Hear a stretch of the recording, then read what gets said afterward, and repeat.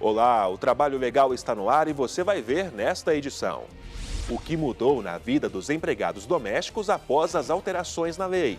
Até cerca de 2 anos atrás, trabalhadores domésticos como a Rosenir só tinham direito a pelo menos um salário mínimo, irredutibilidade do salário, 13º, férias anuais, licença maternidade e paternidade e auxílio prévio proporcional. Crise econômica não afasta estrangeiros do Brasil. Eu vi o Brasil por fora de internet. Eu vi o Brasil muito bom. Eu gostei do Brasil. Como funciona a redução da jornada de trabalho durante o aviso prévio? É importante lembrar que durante o cumprimento do aviso, a jornada de trabalho do empregado deve ser reduzida em 2 horas, sem prejuízo no salário.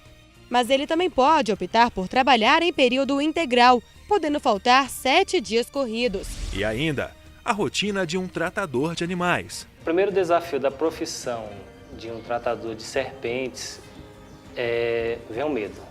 A pessoa primeiro tem que perder o seu medo para poder estar mexendo com esse tipo de animais.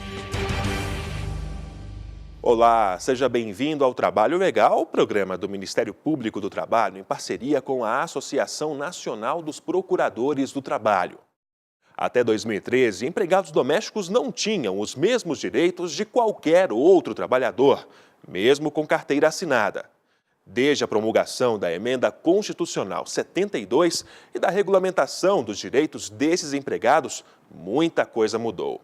A última foi a definição de regras para a concessão de seguro-desemprego. Limpa aqui, ali, guarda lá, coloca acolá. Rosenir não para durante o expediente. A empregada doméstica trabalha duro para cumprir todas as obrigações do dia. Só que agora o sorriso está mais presente no rosto dela.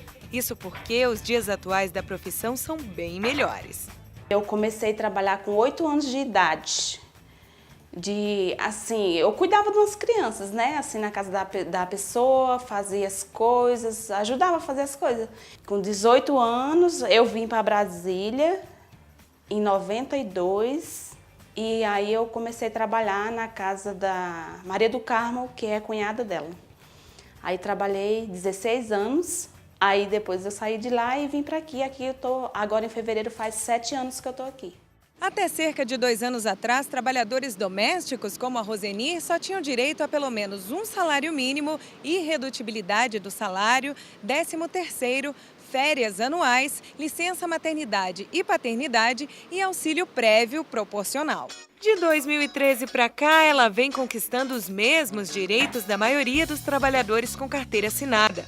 Com a promulgação da Emenda Constitucional 72, a chamada Emenda das Domésticas, foram assegurados, por exemplo, jornada de trabalho de 8 horas diárias e 44 semanais, o direito de receber pelo menos um salário mínimo e de trabalhar em local que respeite as normas de higiene, saúde e segurança. Com a regulamentação de alguns pontos e sanção da lei, o que vale é o seguinte: seguro contra acidentes de trabalho, adicional noturno, multa em caso de demissão sem justa causa, salário família, FGTS e seguro-desemprego que dependia de regulamentação. Uma resolução do Conselho Deliberativo do Fundo de Amparo ao Trabalhador, aqui do MTE, passou a regulamentar a concessão do benefício. Segundo a pasta, o pedido do seguro-desemprego deverá ser feito entre 7 e 90 dias após a dispensa. O valor corresponderá a um salário mínimo e será pago por um período máximo de 3 meses. Ainda, segundo a resolução, para ter acesso, o empregado doméstico precisa comprovar ter trabalhado por pelo menos 15 meses no período de 2 anos antes da demissão. A Emenda Constitucional 72 de 2013 constituiu um passo importante, né, em rumo de uma paridade de direitos entre os trabalhadores comuns e os trabalhadores domésticos.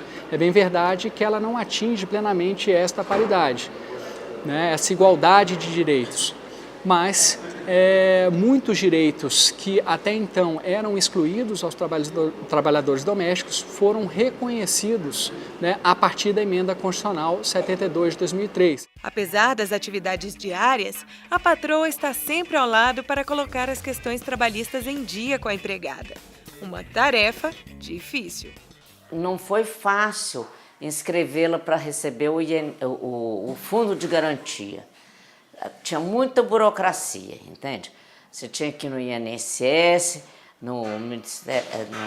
na Secretaria de Fazenda, Ministério de Fazenda, e eles não apoiavam muito não, falavam assim, você vai pagar, ela depois de sair da sua casa ela vai ter dificuldade de arranjar outro emprego como doméstica, porque ela não vai querer deixar de receber o fundo de garantia e não é todo mundo que paga, né? Segundo o professor de Direito do Trabalho, a dificuldade vivida por Maria Joana era comum e deixava claro que empregados domésticos eram desvalorizados. Pouquíssimos empregadores domésticos adotavam e exerciam essa faculdade de pagar o FGTS, né, aos seus empregados domésticos. Tanto é verdade que se você quisesse pagar o FGTS, né, ou depositar o FGTS aos empregados domésticos, você teria até dificuldade de fazer o depósito na Caixa Econômica Federal, porque eles mesmos, né, não sabiam muito bem como operacionalizar esse depósito dos empregados domésticos. O que pode facilitar a vida da empregadora é o Simples Doméstico, que vai reunir todas as obrigações trabalhistas e será lançado em outubro. Também foi regulamentado o Programa de Recuperação Previdenciária dos Empregadores Domésticos. Agora eles podem pagar com descontos ou parcelar dívidas previdenciárias para ficar em dia com a Previdência Social. O patrão que não agir de acordo com as leis pode ser punido. É dever do empregador cumprir a legislação. Então, no final das contas, é o empregador que tem que cumprir as suas obrigações estabelecidas em lei. Mas se partimos de um cenário em que o empregador não cumpre espontaneamente suas obrigações trabalhistas, né, a empregada doméstica tem alguns caminhos a seguir. O primeiro, né, obviamente, é ajuizar uma ação trabalhista para que esses direitos sejam garantidos pela via judicial. E aí o Poder Judiciário analisará a controvérsia e se entender que efetivamente o direito não foi respeitado, haverá uma condenação para que o empregador ele cumpra a sua obrigação. Agora, Rosenir comemora os benefícios garantidos a ela e aos companheiros de profissão. Desde que eu comecei a trabalhar de empregada doméstica de carteira fichada, eles começaram a pagar o INSS. Para mim é muito importante, porque eu conto com a aposentadoria daqui a um tempo. Então, para mim é importante, para as pessoas que não trabalham fichado, que agora a lei foi regularizada, com certeza é importante, muito importante para eles também. É um avanço para todo mundo.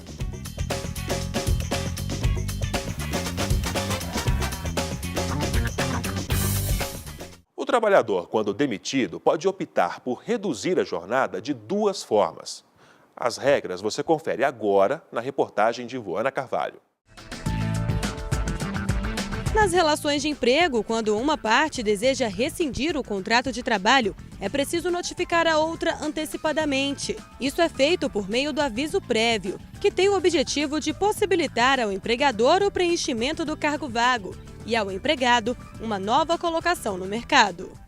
O aviso prévio precisa ser notificado com antecedência mínima de 30 dias. E toda a papelada precisa ser assinada, tanto pelo empregado quanto pelo empregador.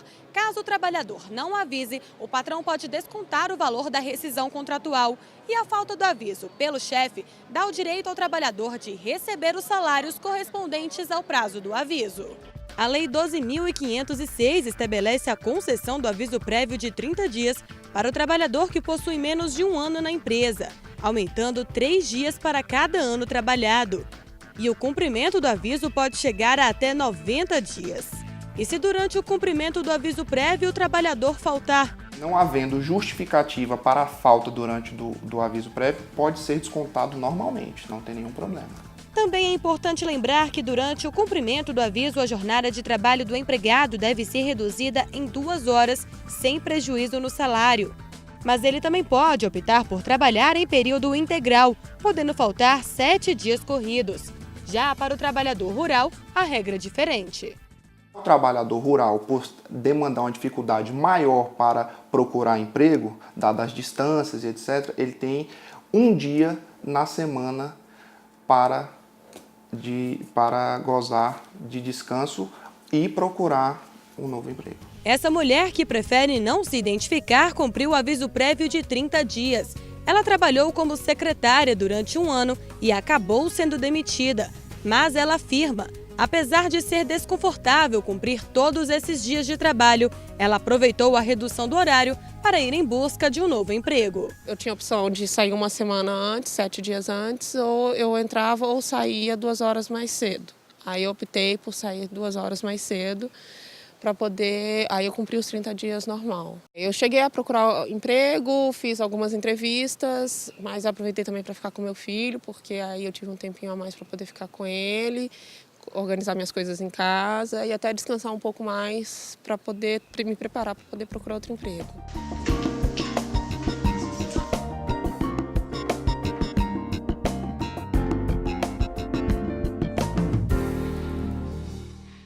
E você vai ver depois do intervalo. Crise econômica não afasta estrangeiros do Brasil.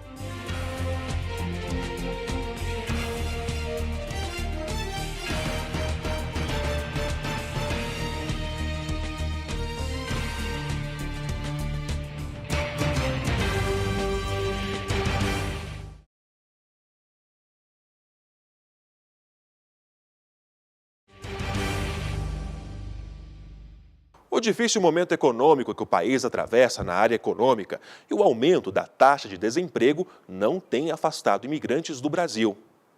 11 estados registraram aumento de pedidos de permissão de trabalho no Brasil este ano. Desde 2010, o número de estrangeiros vem aumentando no Brasil. Hoje, 8.400 refugiados estão no país. Já a quantidade de pedidos de refúgio ultrapassa 12 mil. O Brasil, mesmo com as dificuldades que ele vem apresentando nesse momento, ainda é um país lá fora com alguns indicadores que chamam muitos que estão interessados em sair dos seus países de origem. Enquanto milhões de brasileiros amargam os últimos números divulgados pelo IBGE em agosto deste ano, com taxa de desemprego chegando a 7,5%, muitos estrangeiros veem o Brasil como uma janela de esperança. Aqui nesta empresa de contêineres, 2 ganeses dividem o mesmo sentimento: o desejo de conquistar uma vida melhor no Brasil. Eu vi o Brasil por fora de internet. Eu vi o Brasil muito bom. Eu gostei de Brasil. Adam tem 25 anos e chegou ao Brasil em junho do ano passado. Deixou para trás a mulher e o filho porque não conseguia emprego no país de origem. Muito difícil. Eu não entendi português, nem eu falo inglês. Brasileiros não falam inglês, nem é muito difícil. Se a comunicação para Adam é um problema, para Ibrahim é ainda mais difícil. Ele chegou ao país em abril deste ano. Durante a entrevista, o ajudante-geral fala o tempo todo em inglês, mas resolvo desafiá-lo a arriscar algumas palavras em português, idioma que o ganês ainda está dando os primeiros passos. E ele aceita. I know, obrigado. I know. Muito bom.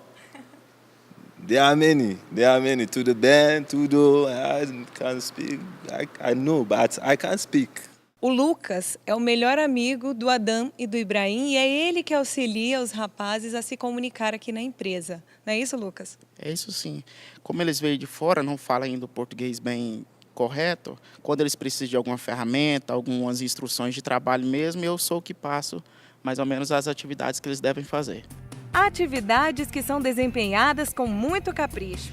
Quem garante é o chefe. Olha, o pessoal é super tranquilo, são bem trabalhadores, cumprem com o horário regularmente, são atenciosos e são fáceis de lidar de maneira geral. Eles são inteligentes, né? Bem esforçados dentro da conduta. Até assim, a gente pode até avaliar da seguinte maneira, que dão um pouquinho mais de valor ao trabalho. Esforçados para aprender e são muito espertos também. Eles não é travado. Assim, você explica uma vez para eles, ele já entende bem e consegue executar essa atividade no dia a dia aí certinho.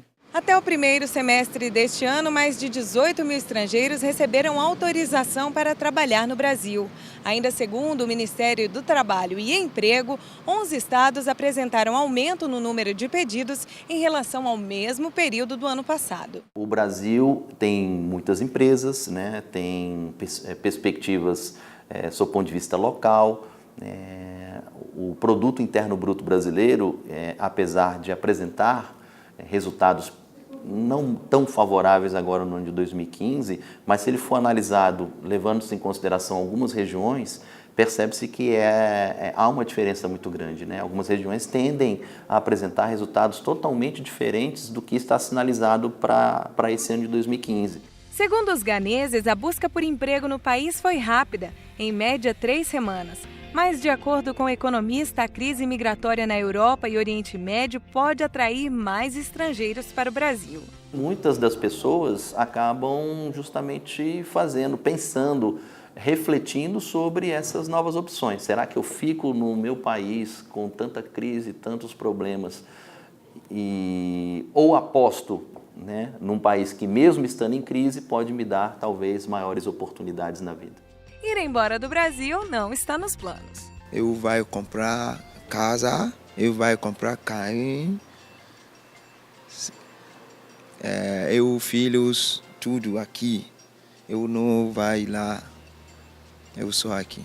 Agora eu não tenho permanente de Brasil, mas depois eu tenho permanente de Brasil, eu mandar aqui dinheiro de passagem, meu filho, meu esposa para aqui.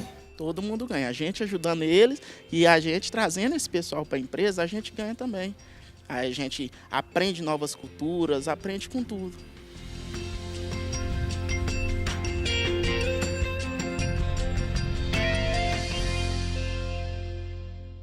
E o espaço agora é dos chefes e patrões dispostos a colocar a boca no trombone para mandar recados aos empregados. Veja o que eles disseram.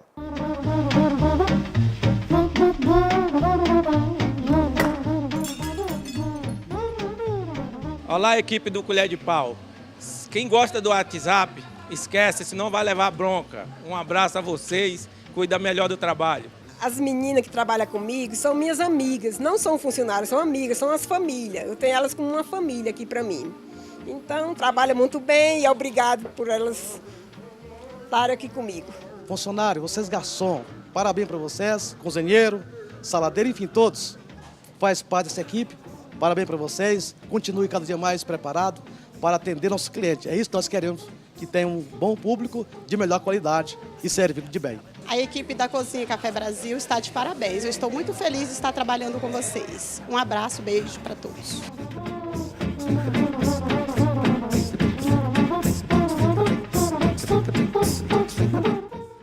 E você vai ver logo após o intervalo a rotina de um tratador de animais.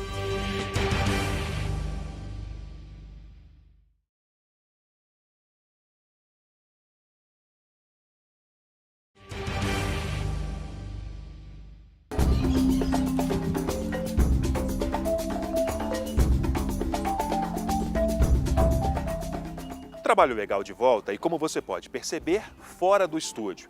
Estamos no Jardim Zoológico de Brasília e viemos aqui conhecer parte da rotina de um tratador de animais, no caso o Marcos, que está aqui ao meu lado.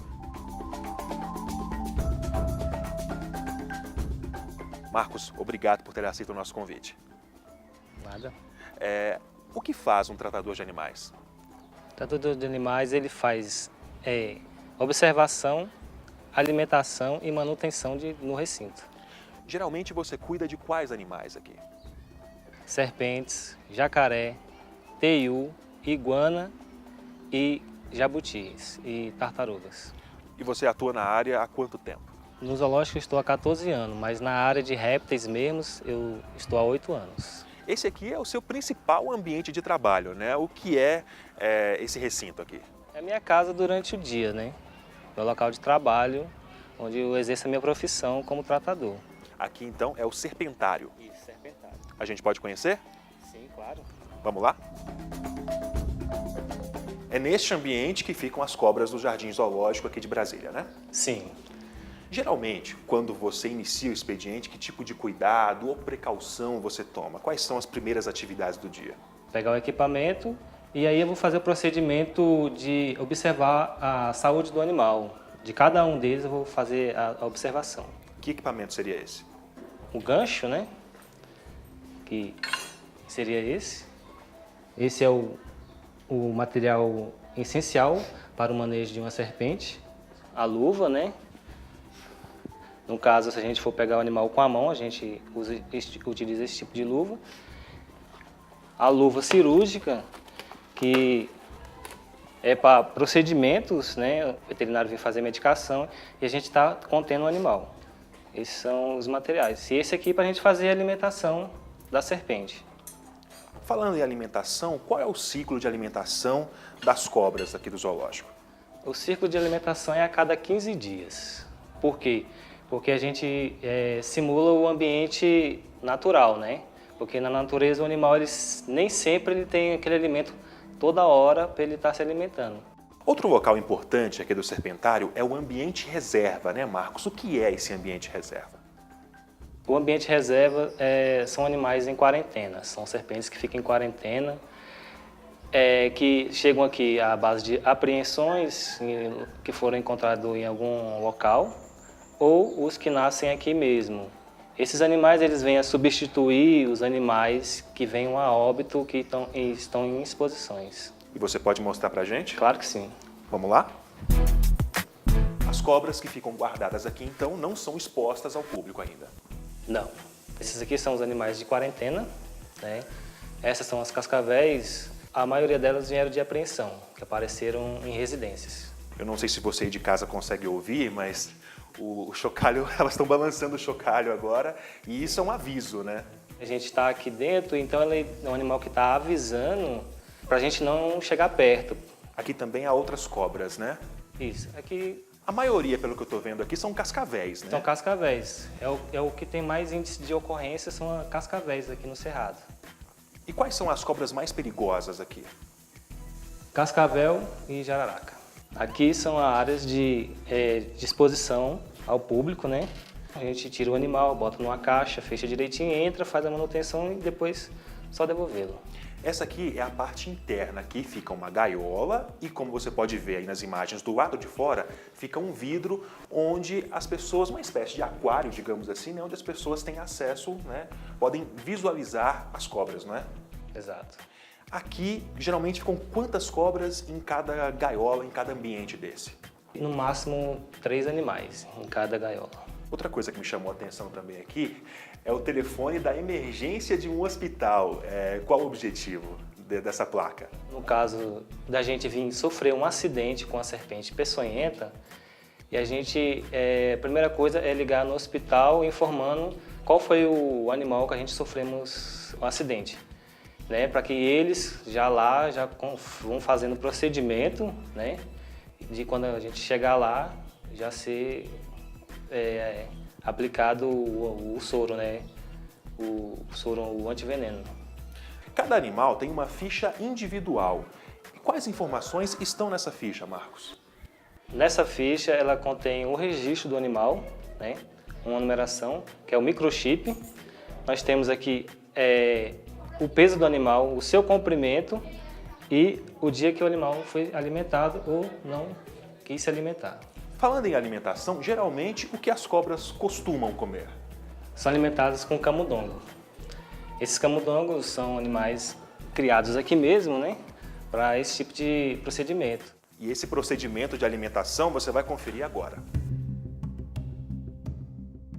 O primeiro passo são equipamentos de higiene e segurança. Isso. Vou abrir o recinto.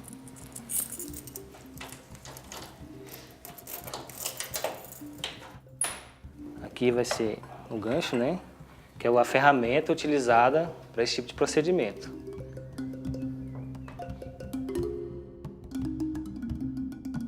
O animal, ele prefere um animal vivo porque ele vai matá-lo apertando, certo? Esse procedimento é um procedimento que a gente chama de constrição, né? porque o animal ele vai apertar o animal até ele perder todas as forças. Enquanto a serpente se alimenta, eu gostaria de saber os principais desafios da profissão. O primeiro desafio da profissão de um tratador de serpentes vem o medo. A pessoa primeiro tem que perder o seu medo para poder estar mexendo com esse tipo de animais. Qual a sua carga horária aqui? De 7 meio-dia e de 2 às 5 da tarde. E qual o salário médio de um tratador de animais hoje no mercado? R$ 1.780. Outra necessidade da profissão também seria um adicional de periculosidade, né? É só basicamente o salário mesmo que a gente recebe, né? Salário e vale alimentação. E por que você avalia que seria importante o adicional? Pelo risco, né? Porque caso venha a sofrer um acidente com a serpente peçonhenta, o dano é irreversível, né? A gente vai sofrer sequelas. Agora, depois de sufocar o camundongo, a cobra começa a engolir, né? Isso, a engoli-lo. Ela vai engolir ele inteiro até o final. O procedimento agora é devolver o animal ao recinto, né? Para que ele possa descansar.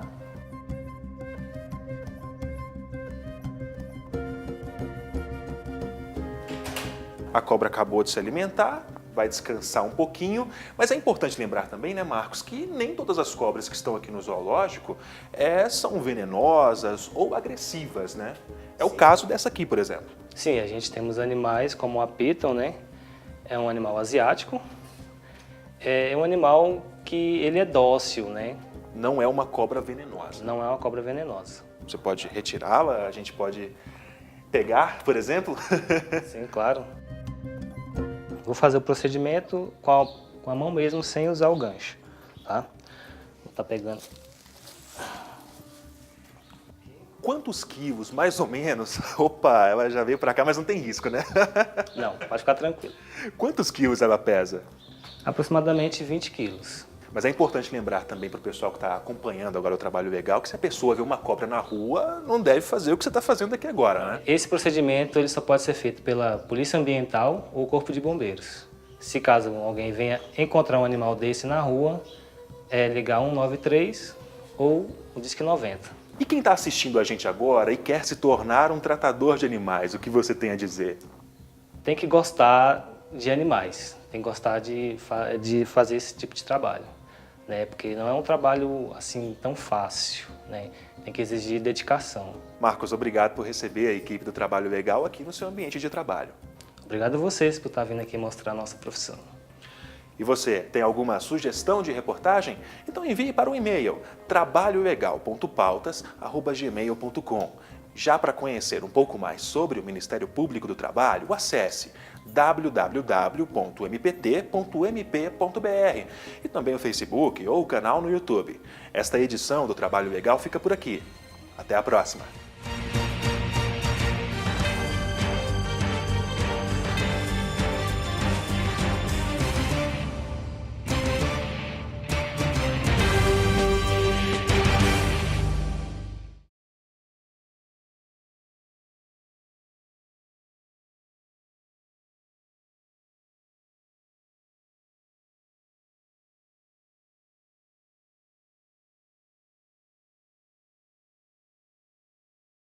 Olá! Você vai ver no Trabalho Legal desta semana o que mudou na vida dos empregados domésticos após as alterações na lei.